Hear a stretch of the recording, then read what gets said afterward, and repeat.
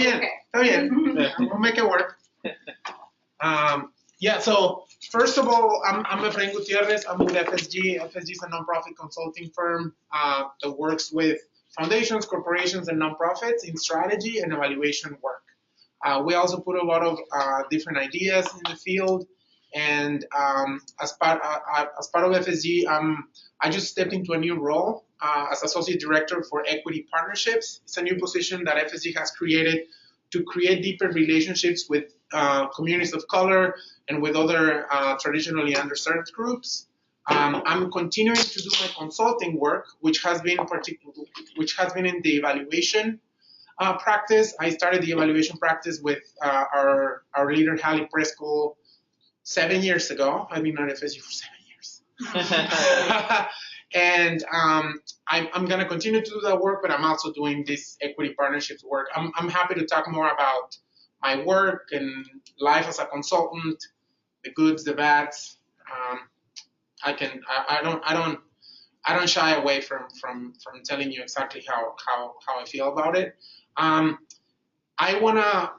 First off, I want to honor the place where we are at right now. This is native land, like almost any other place in this nation. So just honor and remember those who were here before us. Also honor the fact that we're the Cleveland Foundation, the first community foundation. More than 100 years ago, they had this idea of coming up with a community foundation. It started here, and I feel it's just important for us to be reminded of where we are and the fact that this place it's an important place for philanthropy. And third, I want to bring the resilience and the strength of the dreamers that I've been in contact with in the last 2 weeks. I think I started to be really angry and frustrated after what happened with the announcement that DACA is going to be ended by the federal government. And it was the DACA recipients, I don't want to say recipients, sounds like the people with the folks with DACA that showed me that it's not a surprise for them. They were ready. They were already organizing. They're mobilizing. So it's about, it's not about being sad. It's about supporting them and standing behind them. So I also want to bring that to the table as we start our work. As you can see, the presentation is going to be on the computer, which is going to be interesting. But before that, I want to show you what you have in front of you. So I have all the presentation, the full presentation for you, so you can take notes. Again, apologize if you cannot read everything that's on the slides. I was going to have it up on the projector. You need a package? Thank you. Of course. And then. But you have this, and then you have other materials that we're gonna be discussing during our presentation today. First of all, I want to start with a set of rules, and then we'll do presentations. This is on slide 2 here. So what I like to, these types of conversations can be difficult, right? Like talking about race, talking about communities of color can be difficult. And I think it's really important for us to come to a common understanding. And this is a practice you can take back to your organization. Feel free to use this slide in the future. You're going to have electronic copies of everything I'm mentioning today. I already sent Michael a zip file with everything. So the first one is listening actively and not interrupting when somebody's speaking. Remember that what we say, this is like Vegas, but different. What happens here stays here, but the learning that we generate together can leave the room. The third one is no one knows everything, but together we know a lot. I'm here as a facilitator. I'm not an expert I don't consider myself an expert on equity, nor FSG wants to pretend that we have it figured out.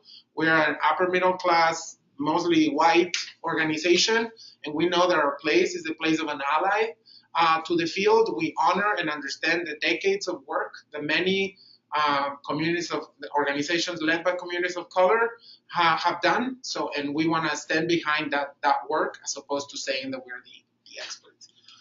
Notice your experience, your emotions, your feelings. Speak from the I, not from the group. You don't speak for African Americans. You don't speak for people from Arizona. You speak from you, from your perspective. We cannot be articulate all the time. This is particularly important for me, given that as a consultant, I always get that feedback.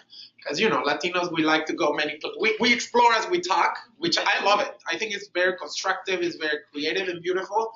But in professional environments in the U.S., sometimes it's criticized or frowned upon or not seen as professional. Here, just be who you are, and if you're not if you're feeling like, oh, I'm not being don't apologize. Just say what you need to say.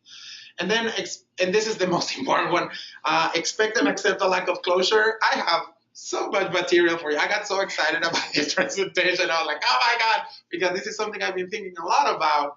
So there is far more information that we're going to be able to cover today. I want to go where the energy is. If you think this topic is not something that we're really interested in, we go through it quickly and we move on, because I want to make sure that we really try to get to the pieces that are most important and most helpful to you. Okay, so I already made a quick introduction of myself.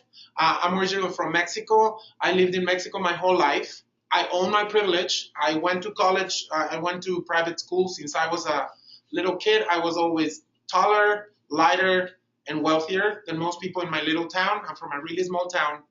And that provided me with opportunities that many people in the Latinos in the United States don't have. And I'm pretty aware of that. I don't understand the experience of of a Latino, a Puerto Rican Latino growing up in the Bronx. I don't pretend that I do. I try to listen and empathize, because at the end there are certain things that we can relate on. But I do own, when I come to to this table, to these conversations, I try to bring that with me. I don't want to pretend what I'm. So once I got to the U.S. and once I started being treated as a Mexican in the United States, I learned what it was to not have privilege.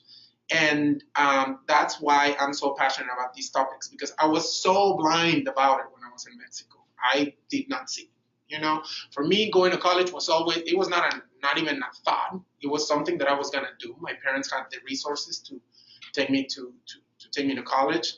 And I think once I got here and I started to reflect on how little I knew about my privilege, I think I got it. I took it as a mission to really say, wake up. There are certain things we need to own, and not everything you have is because you worked hard. There are many people working a lot harder than you and getting half of what you're getting.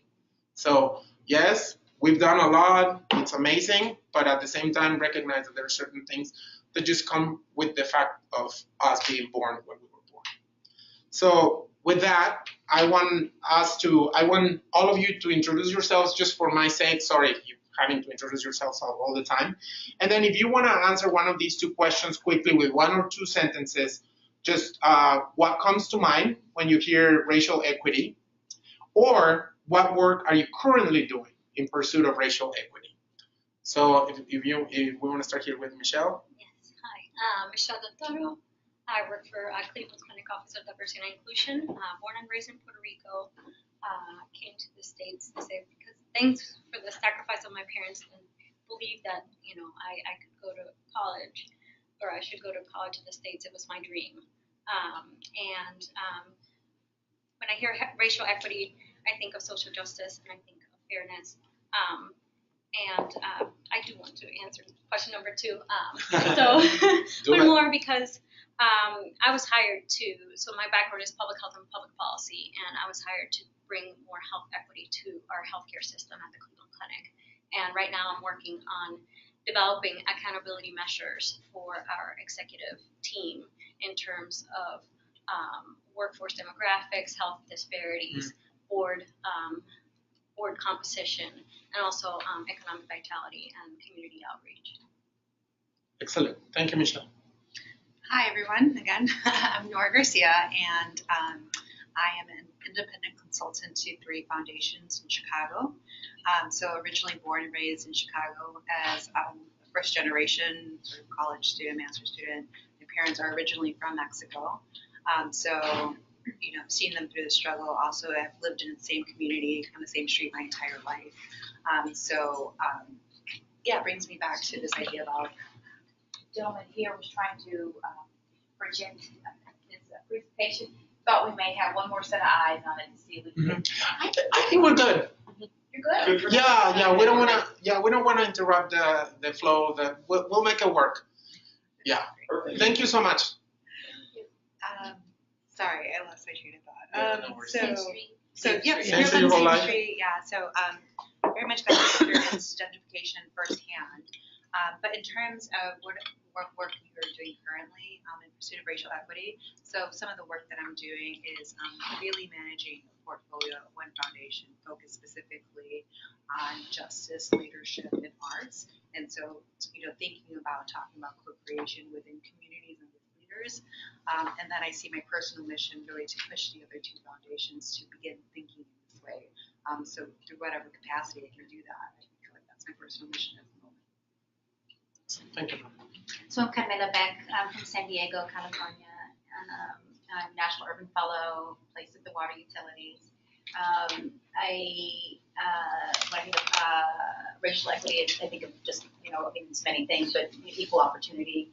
I spent the last 10 to 12 years working in private sector, and I'm looking through the National Urban Fellows to start working on things that pertain to racial equity, because I didn't have that opportunity in the private sector. So I'm not sure what that looks like, but just know that I'm being exposed to it now, and look forward to being in this space where I feel like I can have the courage to be that voice, which I certainly wasn't working in the private sector. Mm-hmm. Thank you, Carmela. Hi, Peter Orozco.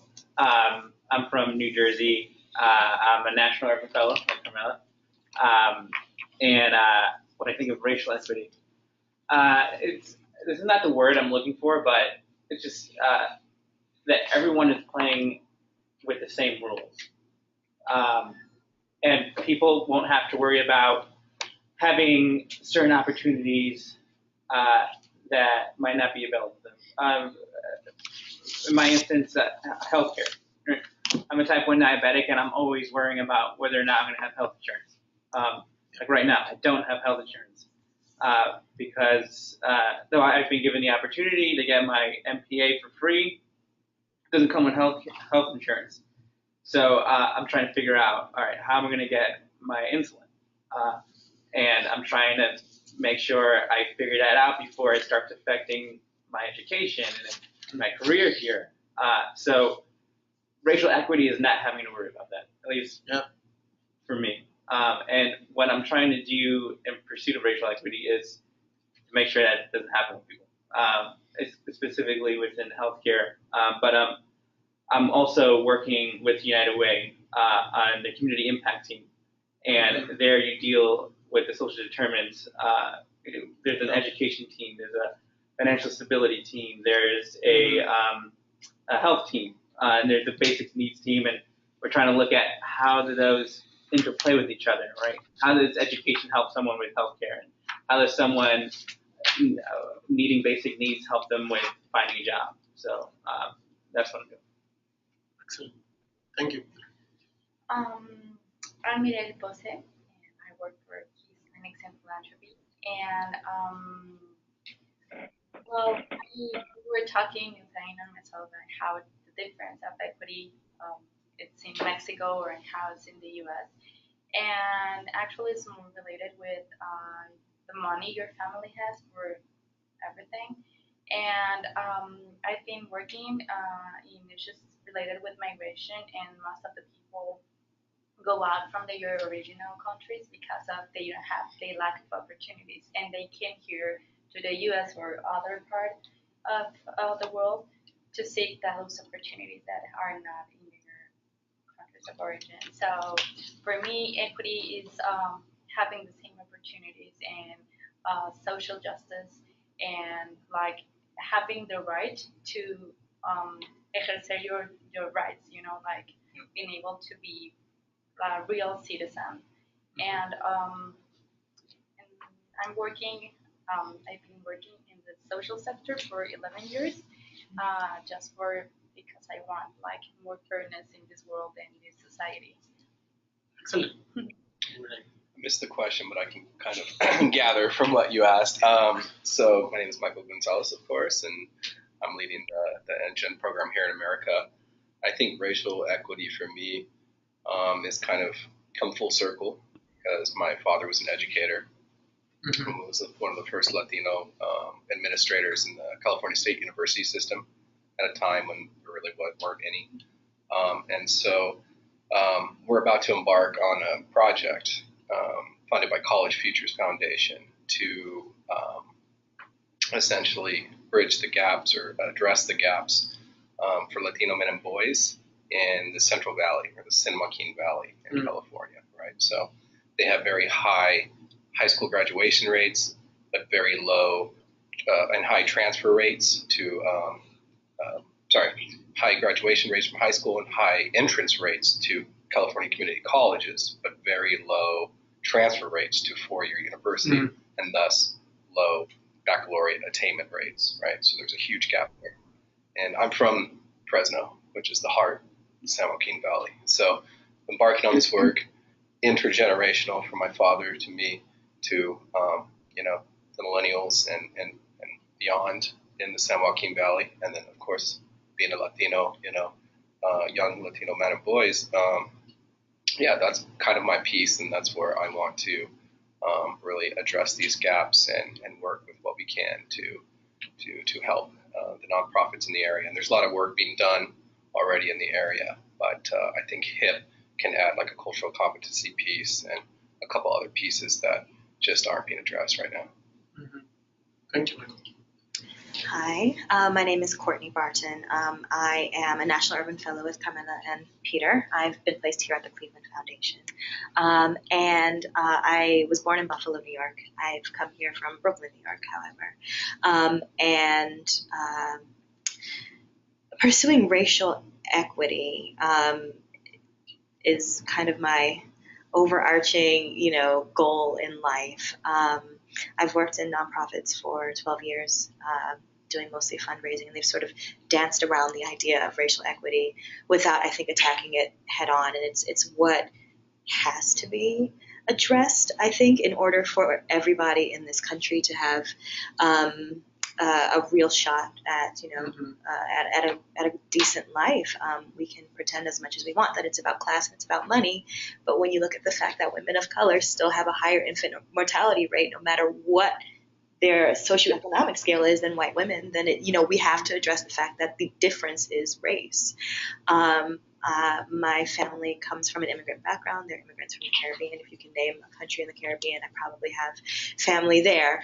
And I think that my interest is in sort of building pathways and coalitions among people to seek equity together, because we can't do it on our own. And so that's part of what I want to accomplish during my 9 months here at the Cleveland Foundation, is think about ways in which everything that we can do and everybody that we work with can be focused on this idea of building racial equity.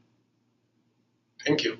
I hope everybody's fine after the hurricane. I don't want to expose your I got messages just last night from families saying we're okay finally, after trying to get in touch with people for so long. But yeah, they're doing okay. I'm glad. Thank you. Jessica and I go way back. Way back. Years and years in Grand Rapids. So you just said that really beautifully, and I have to write that down so I can remember to say it in that way.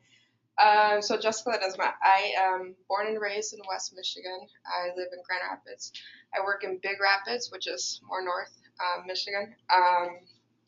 So what do I think about racial equity? I think it's very, I think it's premature, because a lot of us still don't understand what the racial inequities, and that the conversation begins there before we can even, offer solutions or really use that term or even understand it. I think to what you were saying, I have been able to articulate that I'm an activist, and I use my professional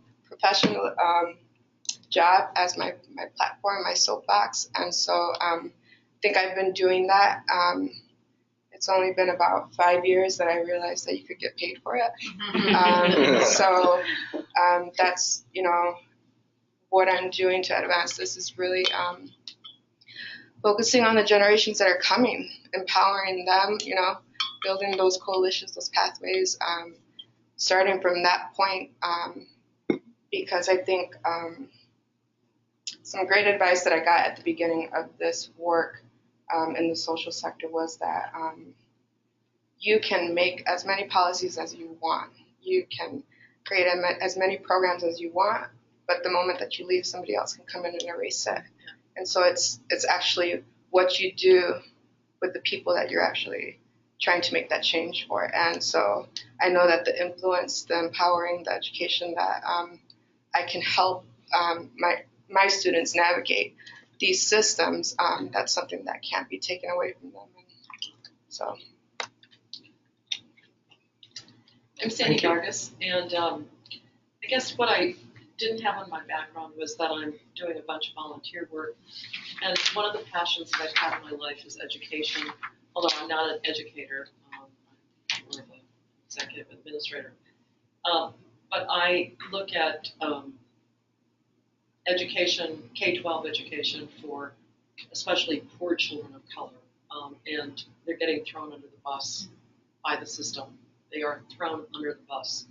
So while I was at the county and at the foundation, tried to figure out what is the system that can start rolling against that. And so there's a group that has been born out of those ideas called Minnesota Comeback. It has 28 foundations around the table. And it is to bring equity to children of color, and with lots of wealthy white people around the table. I think the thing that I did best was to harp on them until they brought some people of color to the board that's sitting next to them saying, here is the experience of the people in my community. Listen to what it is. Because otherwise there's nothing but assumptions that those white guys mostly that they have rolling around. Oh, the parents don't care, this doesn't, it's just all of those myths that are totally. So anyways, so we're trying to work on the education system, which is a big boulder up the mountain. Thank you. Yeah. Well, thank you, everyone. I heard. Oh, yes. Let me just see. Agustin, are you still on the line? I am. Yeah. Oh, we have some. Yeah, we have Agustin from Michigan. So, the question in hand is, what comes to mind when you hear racial equity? And what work are you currently doing in pursuit of racial equity? And I know you have a great story, so I didn't want to skip you. Oh, that's a good question. To me, we are doing a lot of work around racial equity, and we realize that it's exceedingly challenging, this whole area. But if I could, what I would say is that racial equity is about fair treatment of all people regardless of race, color, ethnicity, sex, that produces fair outcomes, that addresses measurable outcomes, that we're able to measure them.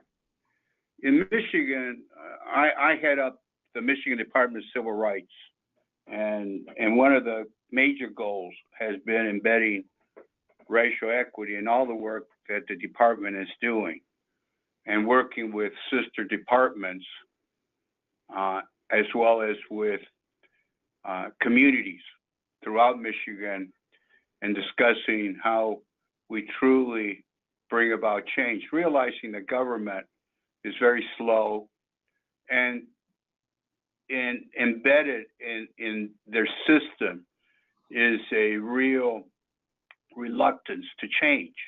And as long as I'm in my role as the department director, I'm hoping to bring about the changes that I'm talking about.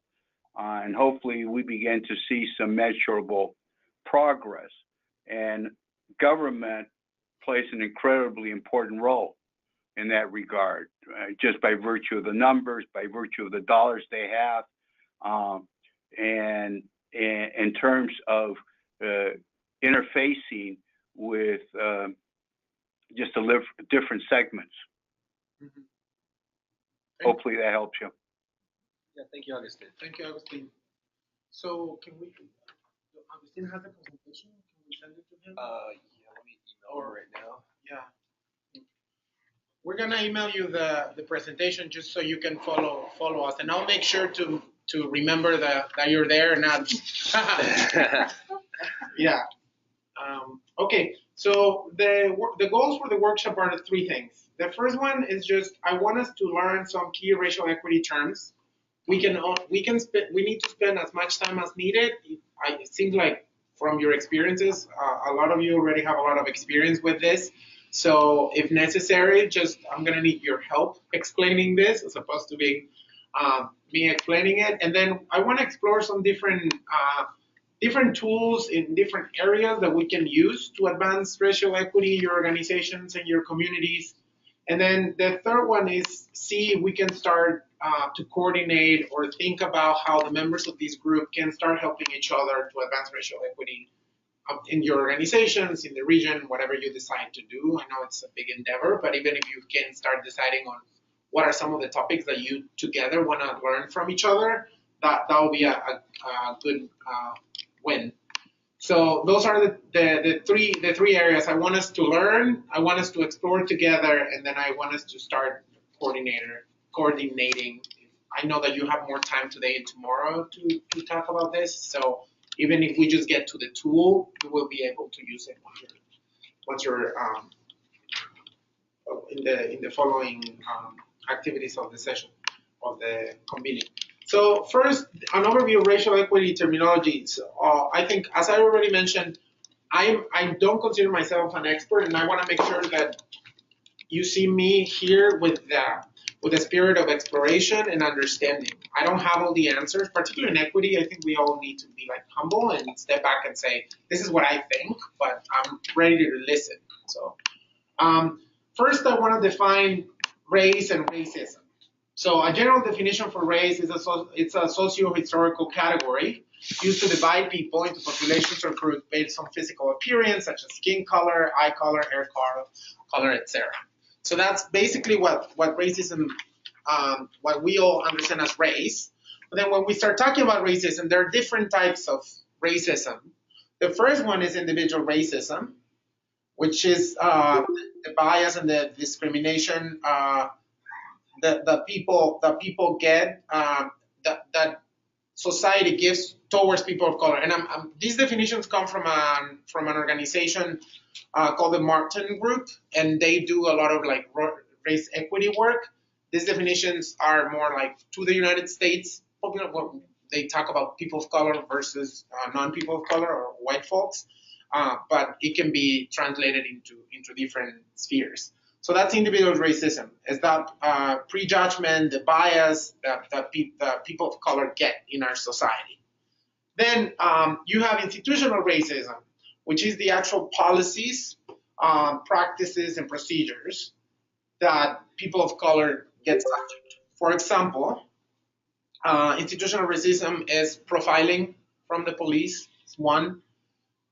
When people of color were not able to buy houses in certain areas, the GI Bill, even when a lot of veterans came back from the war, even though all veterans of color were able to get some of the benefits of the bills to provide housing to veterans, they were not able to buy housing in certain areas, which just creates a disadvantage that we're still living with, because then our ancestors, those of you who have been here for generations, were not accumulating equity in terms of money. So that's institutional racism. And then there is cultural racism. Cultural racism is on aspects of our society that put the normative white way of being above the way of doing things for people of color. For example, if you close your eyes, you don't need to do it, but if you close your eyes and think about a normal American style dress, what comes to mind? When you think about proper English, what does proper English looks like? And when you think about the color nude, it's not the color of many of us. So that's cultural racism. It's when just us as a society, sometimes not even thinking about it, have come to these rules that favor the way of being of white folk. And then when you put all of them together, that's structural racism.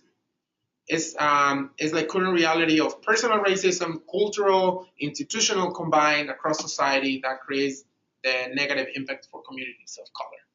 So if you have stereotypes, if your resume is not being reviewed because of the color, because of the name that you put on your resume, and then you cannot buy a house in certain places, or the houses are not shown to you because it's proven that houses are not shown to people.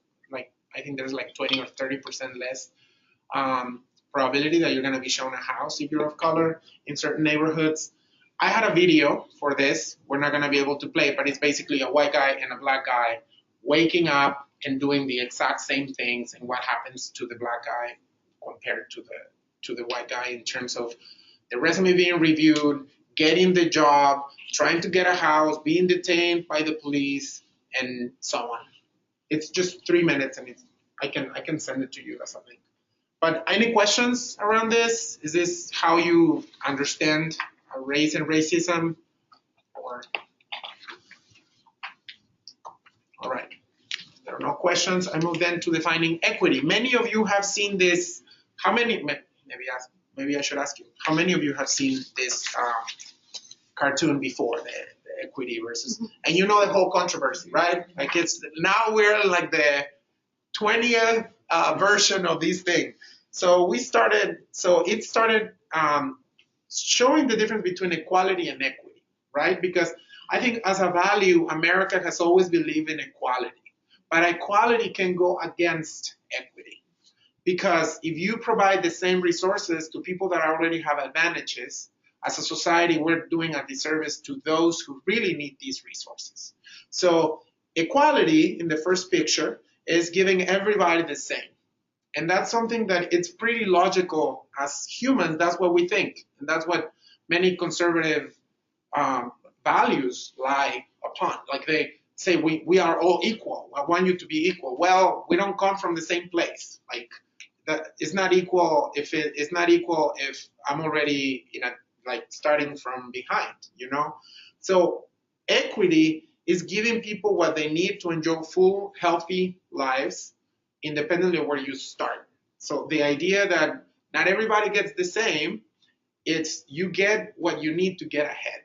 So this idea of, I'm forgetting the name of this guy, John Powell. Who has heard of John Powell? Yeah.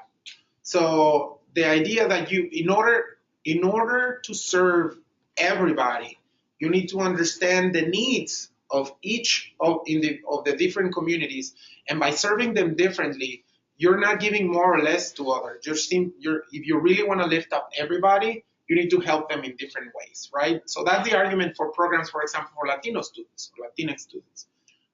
Who knows the term Latinx or not? Okay, I use the term Latinx. I understand, I only use it when I talk about the community because I want to be inclusive of those who are gender non-conforming or non-binary folk that don't identify as Latino or Latina. But I don't put X's on all my length. That's not the idea. It has never been. So LGBTQ activists we're really clear that we're using it to define the community to be inclusive. But I define myself as Latino. I don't define myself as Latinx because I do identify as a male. But I use Latinx when I talk about the community, or at least try to. So when you think about programs for Latinx communities, it's like, why? We're giving everybody the same thing. Well, but these kids just got here. They need Spanish lessons. They need English lessons first, so they can then be at the same place. And then this whole equity, the second picture, got a lot of pushback. Because that's what we love to do, activists, right? Like, why are you doing this? And this is not how it has to be. And why is there a fence? So we took the fence away. and then we say liberation, right? Working toward racial equity is about liberation.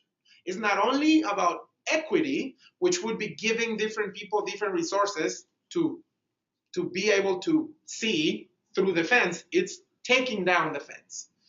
I love the idea, but then there's like another, but why are they playing baseball? I don't know. Were they all boys? They were different things. So, well, why are you assuming that they're boys? You don't know. So this is just trying to help you define what equity is. And then racial equity at FSG, we define racial equity to lack of disparity in life outcomes among groups of people from different races. So it's not about how you start, it's about how you end. So when we don't say disparities in the percentage of Latinos with certain issues to get to college, when we see everybody moving up at the same pace, that's when we have racial equity. Is there any other definition that you have think about, or I want to open the floor to any questions that you might have or any other definition that you might. But that's basically what it is, right? Like, and I know, for example, I work with LGBTQ activists a ton, and there is some pushback sometimes about talking about racial equity because racial doesn't include other underserved groups. I think it does. I think it, right? I do. I think so. I mean, my personal opinion, when you think about the groups that are least served under any cross-section of groups, yeah, race plays a factor. So there would be particular attendant issues for sure in any other group of people that would be unique to that group, but also, I don't know, in the United States at the very least, race is ever present in any sort of disparity.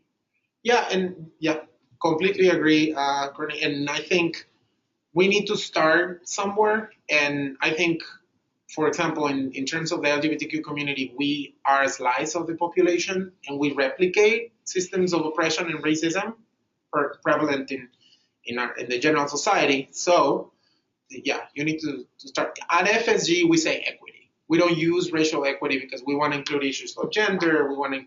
It's language. I think we're working for the same thing. And sometimes I think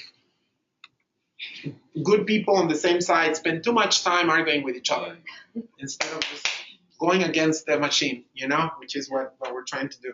I think essentially all our votes are connected together. Yeah.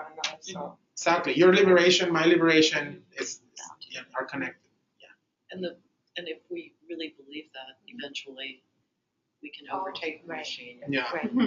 Let's do it. We have to believe it. We do. We do. Nice. All right. So now I want to. My job lately, in the last 2 months, I got this new position. Right.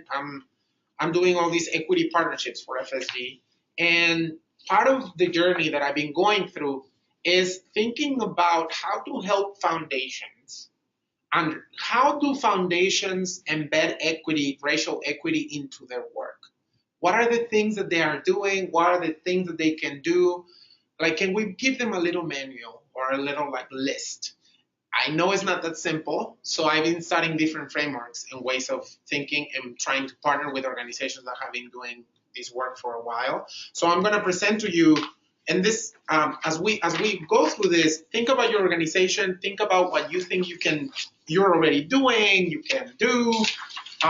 All of these. So we're on slide 10.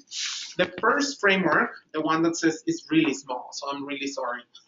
But you're gonna have these documents sent to you, and you're gonna be able to see the whole paper. This is a very interesting paper around equitable evaluation. So we're trying to think about how the evaluation practice is gonna change in order to serve these new programs and these new approaches that are taking equity and racial equity into account. So what I want you to take away from this is that there are many different places where foundations and other social sector organizations, governmental organizations can work towards equity. There is one, the smaller circle inside is the operations, right? Which is sometimes what you first think about. We're gonna bring more people of color to the board. We're gonna bring more people of color to staff.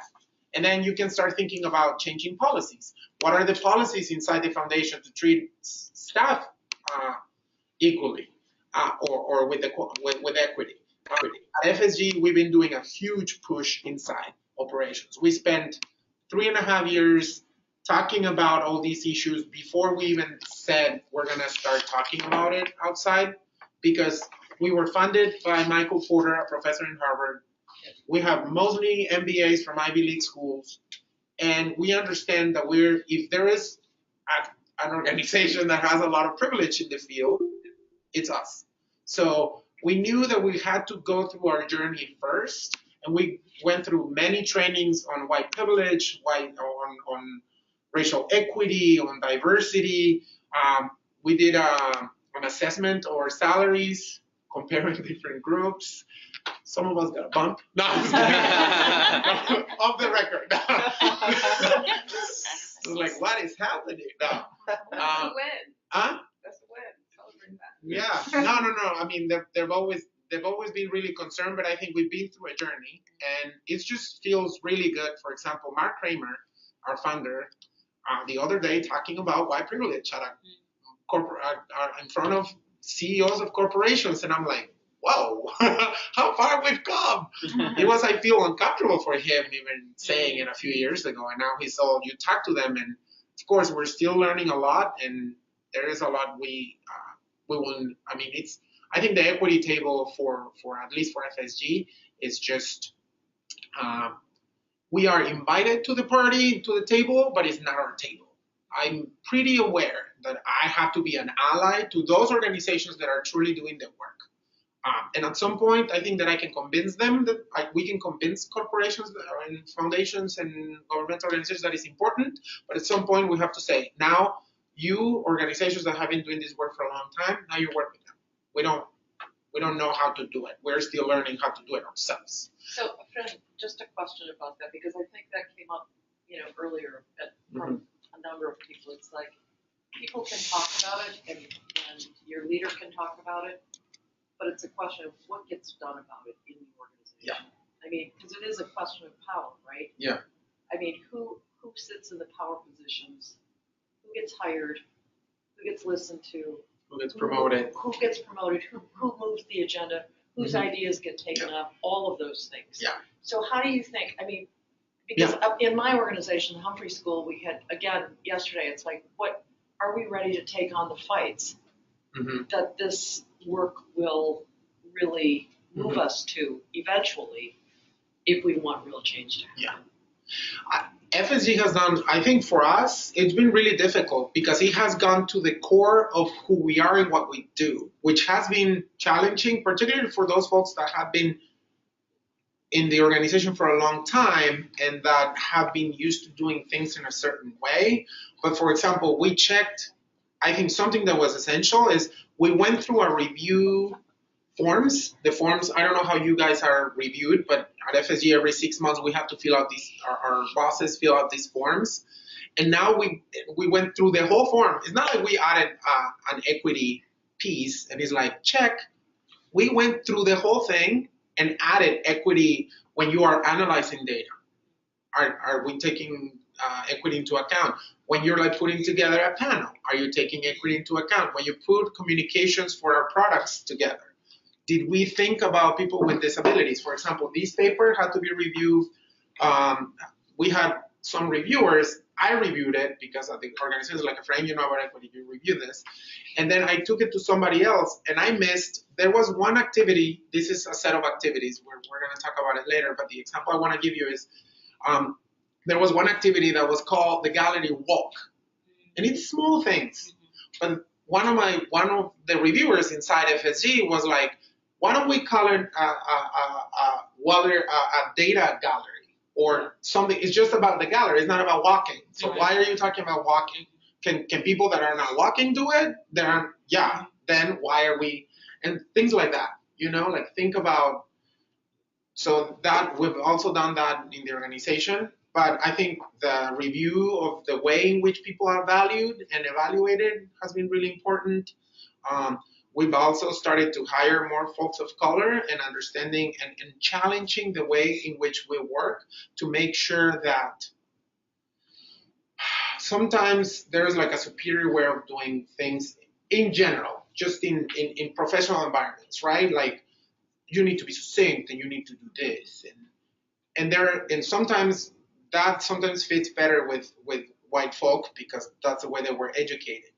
But now I start to challenge. Sometimes I come to the meetings and I think that the more people like me start to move into positions of more leadership in the organization, the more people are like more comfortable, because some of my teams sometimes are like, where's the agenda? And it's 2 days from now. And where is the slide deck for the, we're not creating a slide deck. We're going to sit with the client. It's an hour meeting. Calm down. We're going to sit with the client. We're going to put 3 bullet points together. I'm going to ask before if she wants a deck with 100 slides. I'm sure she doesn't. She listened to. She wants to be listened to. She wants us to fix her problem. Let's go do it.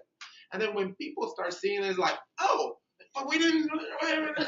No, we didn't have to. And sometimes I learned from the other side, right? Like sometimes you need to be succinct, and you need to be particular with certain corporate clients. And sometimes I'm like, I have to deploy them because I'm like, I think the queer Latinx is not gonna cut it for this conversation. You go, Harvard graduate. 3 points. Bleep, bleep, bleep. So yeah. What I'm hearing you talk about is the equity journey that she has been on, and then what really called out to me right now is the ability to give somebody else this and be like, put your equity lens on that because they've been trained, and so it's like that is like the secret sauce right there. So how do you start the equity journey to get to the equity lens training? Concepts. People need to be comfortable talking about these things, and they need to be talking about it in the same way. At the beginning, it was really hard even to say white privilege. That was like the room will be silent. And I was like, enough. So we had this training in all of our offices in the United States. Have you heard of the white fragility training? It's this professor in Seattle. He basically talks to white people about how to talk about race. And if you're a person of color, it's like, okay, people of color, you can correct me. You can tell me you don't agree with something. White people, listen. For the next 3 hours, just listen. Don't question me. You don't have to believe me, but don't question me. Just listen. And people have like these awakenings that for me were a little bit like, duh. But some people are like, whoa, like I've never, like she just takes you through this journey. And so I recommend it. I forgot her name right now. You can send it to us. Right? Yeah, I'm forgetting right now. But if you look for white fragility training, she shows up. I will send it to you for sure. But yeah, so going back to the presentation, sorry, I'm derailing. But there is also something you can do in your grant making practices. If you're a grant making organization, or in your services, if you're a government organization. You can think about your evaluation practices. You can create programs for communities of color. You can think about how in the communities you're already serving, you can implement certain aspects of the program that serve specific communities. And here is the next slide, 11. These are some examples. I really like this spectrum of the different things that foundations and organizations can do in terms of how to do racial equity grant making. It goes from comprehensive change. This is the 4th foundations where they're building an equity focus in the whole organization. They're shifting the way they think about the work. They're shifting the way they do their work to make it more community oriented, to make sure that everything they're doing is working towards a more equitable world, country. So that's one place in the spectrum. These are not mutually exclusive, by the way. So one foundation can be doing different ones. But then on the other side, you have equality, which is here at the end. These are the foundations that say, I'm helping everybody. I'm just going to put this scholarship out, and I just happen to have all these white folk applying. Well, everybody had the opportunity to apply. So the document that I'm going to share with you on equitable evaluation says, we're not placing judgment on foundations that do one thing or the other. I am. I think if you really want to serve a population, and if you're saying we want all the kids in Cleveland to graduate from college, if you're saying all, then you need to think about communities of color. Or then you say we want the kids that can access our program to graduate, right? If you're saying all kids, which is what usually foundations say, then you need to make specific efforts to help communities that need specific supports, which is something that we've been talking about. Then if we go down on the second one, the systems change one, is these foundations that are starting to address, and that's why today I wanted to give you like a couple of tools where we can think about systems change, but it's addressing systemic barriers that create inequities. For example, Lumina Foundation is a foundation that I've worked with in the past, but this is not a program that I'm working on. Something really interesting that they're doing that I believe is really particularly a good example of systems change. It's a huge bet. So they are investing all this money. They have one program officer just working with the Army and with the armed services, with Army, Navy, to change the way in which the Army thinks about their trainings to give soldiers credits. So imagine if soldiers, because they're accrediting already, like the Army is already accrediting all these, particularly mostly men of color, training them and saying you're ready to go to Iraq. Why can they say, and actually you have 4 credits already in the way to your associate's degree, because they're learning about management, they're learning about math, they're learning about statistics with the mapping that they do. So there are certain skills that they're already getting that are not being valued. So when they come back from Iraq, they have to start from the beginning. And what Lumina Foundation is saying, what if we create a system where the experience follows you? And then you already have those credits, or you already get an associate degree, maybe for some folks that get more training, you know, but creating a system where, so that systems change. Imagine if that happens. It's a huge bet, and they're only putting like $4 million into it. So every year. Well, the for-profit sector does that. Like there's for-profit universities that aim at adult students too, and they give them lived experience credit. Yeah. So, which is much different than what our universities are doing. I mean, they take a narrow look at the kind of intelligence that they want to see that is worthy of getting deemed credit. That's why we see in all of the technical sciences in particular, we see very few people of color. In Lumina Foundation, the foundation is working with different, that's just one aspect. I just wanted to show that aspect, but they're working in different, working with adults that maybe have experience with different organizations or training centers that are training these people to get jobs, but they don't get any credit to actually like, and creating a system where universities can just like, it's like creating a system, I see it, and this is not something that they've said, but I see it a little bit like when you check your luggage, you know, like it doesn't matter where you check it, and if you're making connections with different airlines, it gets to its place, you know? So this is your credit. It follows you no matter what university you go to. It stays with you and it's valued. So that's kind of like thinking about systems. And this is when foundations take big bets into saying, well, it might not work, because it might not work. Change the Army. Good luck. You know? But they have a lot of other things to worry about. I'm not talking like bad about it, but it's known to be rigid and to be difficult to change. So we'll see. And then there is targeted equity, which is many foundations that have specific programs that are targeting Latino students or equity in particular. I know now there's like some foundations coming up with DACA programs, so folks that can renew are able to renew with a scholarship, just little programs like that. And then diversity and inclusion is the idea that foundations start bringing more people of color to their staff. So many foundations and many organizations, they don't have to be foundations, but this is an example of philanthropy. I'm gonna pass through these 2 slides quickly, and then we can, another resource that I'm gonna send you is these 7 steps to advance and embed race equity and inclusion within your organization. This is from NECASI Foundation that just came out, I think a couple of years ago.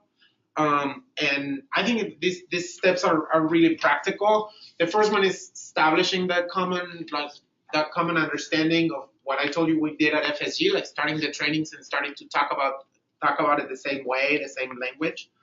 And then engage affected populations and stakeholders, opening up the doors of your foundation to make, this is about thinking about power and about the power that particularly philanthropic institutions hold, and governmental institutions as well, and thinking about getting more understanding of what are the real issues affecting communities. Disaggregate data. This is the one that everybody goes to.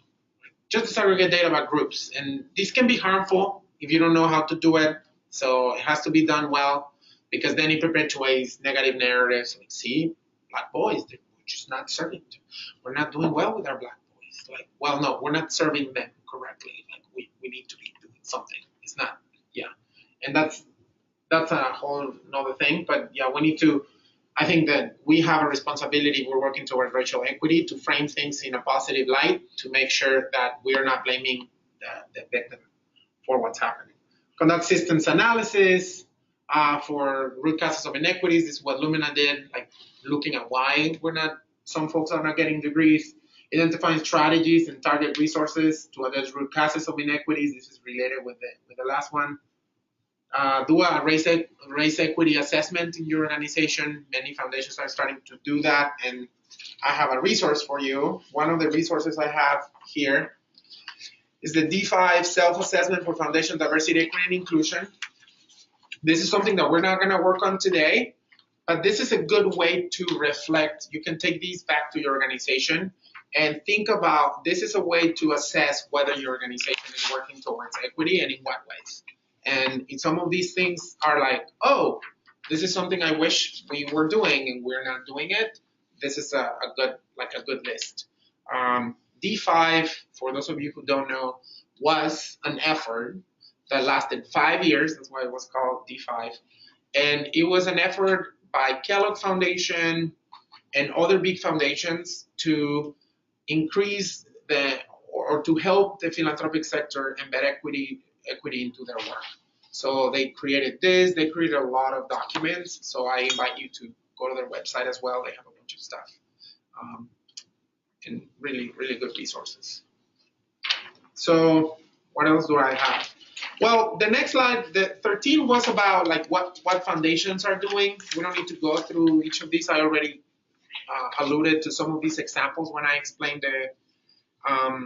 the different ways in which foundations are working towards equity, and then the D5 assessment is already something on slide 14 that I already mentioned. So how are we doing? When should we take a break? In a bit? Another 30 minutes? I'm gonna run it back real quick. Okay, that's fine. Let's take a break now, and then we'll Nice, Peter. That's all right. quick, 5 minutes, because we have a lot to cover. I promise I will let you talk to each other instead of me talking at you for hours.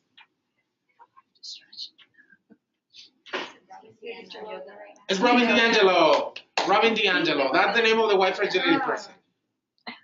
Robin DiAngelo. For one of our DNI speaker series. I think we are. She should. Just be careful. She's pretty controversial. Yeah, and I think so. My colleague wants to bring her.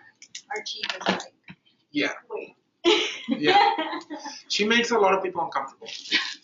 And if people are not ready, as long as your leadership is strong in terms of we're gonna bring her, but you should go to the training first. Yeah. Like somebody in the organization. I feel like she either met her at a conference. What's the YouTube videos that she said? Oh, for the you what need part? to register in the entrance. Okay. So But I then don't know as what. Like, soon if as it was you for DNI register, speakers then or it if it was pops up for- you like with a There's Oh, okay. yeah. There's an iPad. And you Yeah. register yourself with Right in the entrance here. Yeah. Okay. I can take it. It's just because you can use like the same. Okay. So as you take your break, if you don't mind, think about like how would you wanna continue to embed equity into your organization, and then we can do this little exercise. Yeah, you should bring her. I think she was trying to bring her in November. They postponed it. Yeah. For next year.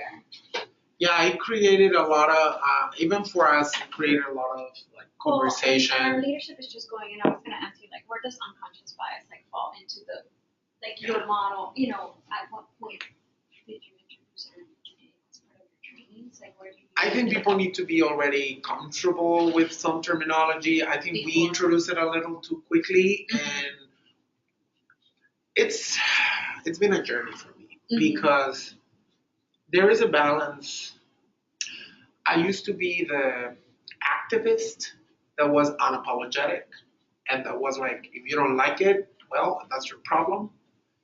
But you don't solve things that way. So if people are not willing to listen because they're not ready, you're not getting what you need. You know, you want people to listen and become more aware.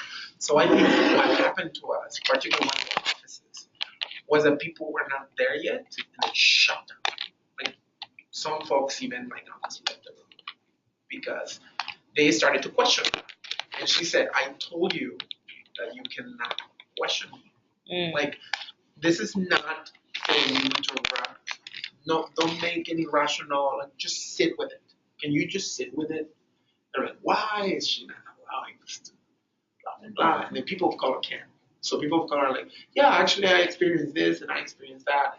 And white folks just stand still. So it's a little bit. And yeah, but I think at the end it was good.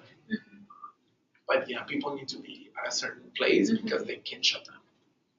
And then you don't get what you need. Right. You just stop ignoring presidential. It does the opposite. It does the opposite. And even I learned that too, like with like. So if you send people to racial equity like institutes, right, it has a different effect on a person of color than a white person, and it's like so coming out of that. As an organization, enforcing that, what tools do you have in place? Because people of color are going to need something different than white people coming out of that, and vice versa. Exactly. So it's a good number, and it might not hit the mission that. Yeah, and for me, it's that balance of meeting people where they are, but I don't want to give them a blanket. You know, like they don't need a blanket. Why are we then again centering our attention on the feelings of white people? Yeah. But at the same time, it's like, well, but if you don't get them to listen, if your objective is for them to listen, then you need to meet them where they are. And if they need a little blanket, well, let's give them, and then we'll talk. But, another thing she does that it's a little bit controversial is that she says, white woman, no crying. This is not about you. If you need to cry, go to the bathroom, cry, and come back. Because what happens... I've heard that. That part I've heard, certainly. Because what happens is that then we start paying attention to you and your feelings again. And this is not about you. And I'm like, wow. Wow. It's big. It's pretty big. What's her race? Is she white? She's white. That's why it goes over. I'm like, Right? That's why it works. Yeah. Well, the messenger makes a difference. Mm-hmm. Yeah, right? yeah. And it's the same thing, yeah, because when she says it makes it more about fairness. When we say it, it makes it about us. It's like the LGBTQ community and allyship. Like when I say it, I want marriage equality because I want to get married. But if somebody that is not gay says, you know what, like these people should be able to marry, then it's like, oh, this is about fairness. You don't have any stake in the game, which is kind of sad. But it's also sort of implicit in that is power, right? Yeah. Of who that person is. What label they have. Yeah. Also, they're less threatening. Like I would take advice from a Latina easier than I would take from somebody else. I'm just like, if you imagine a black person saying that to a white person, that would be like threatening. It literally would. I mean. Yeah. Okay, shall we reconvene? So I wanna share with you this is a good moment to introduce this resource This is a guide that we just came up with, the Facilitating Intentional Group Learning. This is a lot of work that a lot of people that do facilitation have done. We put it together we cited the people that are creating some of these stuff. Some of the activities are activities that we adapted or we started, but it has a bunch of activities that you can use just to facilitate intentional learning, because we have a lot of meetings in our life and sometimes we have no idea why we are in the meeting. So the guy can help you just be more intentional about how learning is gonna happen. It has a table. If you see where is the table? Page 10 has a table of all the activities, and it tells you how many people you can use the activity with, the time that it will take, what is the goal for the meeting, and some other criteria. But I'm bringing your attention to this because I want to use one of the activities today. It's on page 13. It's called Think, Pair, Share. So this is useful when you want participants to react to a question, a comment, or an experience. So what we're gonna do is I'm gonna ask you to reflect for 2 minutes on the following question, and this is slide 16. What can I contribute towards efforts in pursuit of racial equity in my organization and in my community? What can I do? What can you do to advance racial equity in your organization and in your community? Then after 2 minutes, you're gonna find somebody and you're gonna share that with somebody else. And both of you are gonna share, and then you're gonna find if there's any commonality, any commentary of what you two said. And then after that, we will debrief as a group. Is that good? Yeah. All right, so we start 2 minutes in silence. Think about what can I contribute towards efforts in pursuit of racial equity in my organization and in my community. Think about the operations of your organizations. Think about the grant making. Think about your community and what can you contribute to. After 2 minutes, I will let you know and we will pair.